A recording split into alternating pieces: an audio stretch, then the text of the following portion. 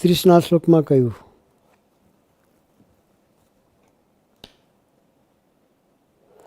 કોઈ કાર્ય વિચાર્યા વગર કરવું નહીં.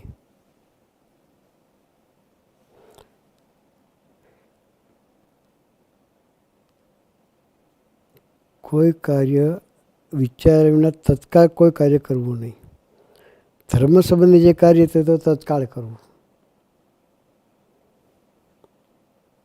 એમાં લેટ કરવાની વાત નહીં કરી. ધર્મ સંબંધી કાર્ય હોય, દાન પુણ્યનું કાર્ય હોય, એમાં કોઈને પૂછવા જવાય નહીં. એ તત્કાળ કરવાનું કહ્યું. એ તક જવા નહીં દેવાની. પોતે જે વિદ્યા ભણ્યા હોય તે બીજાને ભણાવી. આપણને નિશ્ચય થયો હોય, મહિમા સમજાયો હોય તો બીજા આગળ શેર કરવા કે સ્વામીજી કેવા પુરુષ છે, આપણને કેવી પ્રાપ્તિ થઈ છે. લૌકિક વિદ્યા તો ઠીક છે, આ બ્રહ્મ વિદ્યા છે. લૌકિક વિદ્યા ભણ્યા હોય તો પણ શેર કરવાનું કહ્યું છે. આપણે જે વિદ્યા ભણ્યા હોય તે બીજાને ભણાવી અને નિત્ય પ્રત્યે સાધુનો સમાગમ કરવો. નિત્ય પ્રત્યે કીધું. આજ કરીએ ને પછી 5 દાડા પછી કરીએ એવું નહીં. રોજ સમાગમ કરો. સાધુ સમાગમથી મહિમા સમજાય.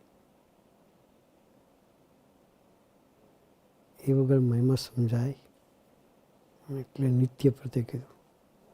જેટલો સમાગમ કરીએ એટલો ઓછો.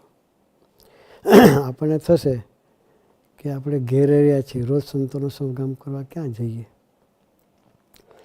અત્યારે તો ટેકનોલોજી એટલી સરસ છે અને મીડિયા પણ એટલા સરસ છે કે તમે ફોનમાં પણ પ્રવચનો રાખી શકો. એ સાંભળીએ સમાગમ જ છે. સારા સારા સંતોના પ્રવચનો છે, ગુરુહરિ સ્વામીજીના આશીર્વાદ છે. એને મનન ચિંતન કરતા રહીએ. કથા વાર્તાનું વાંચન કરીએ એ બી સમાગમ જ છે. એટલે નિત્ય પ્રત્યે સમાગમ કીધો છે એ આ રીતે પણ થઈ શકે. એટલે આપણે રોજ થોડું થોડું મનન ચિંતન કરીએ એ બી સમાગમ છે.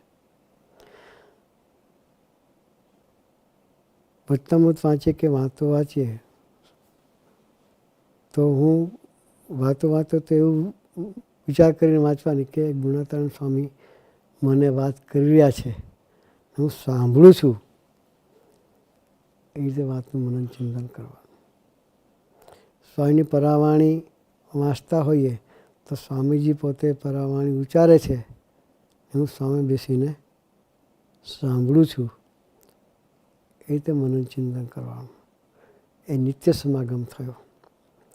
આ રીતે નિત્ય સમાગમ કરીએ તો પણ આપણી યાત્રા ભગવાન તરફ ચાલતી થાય.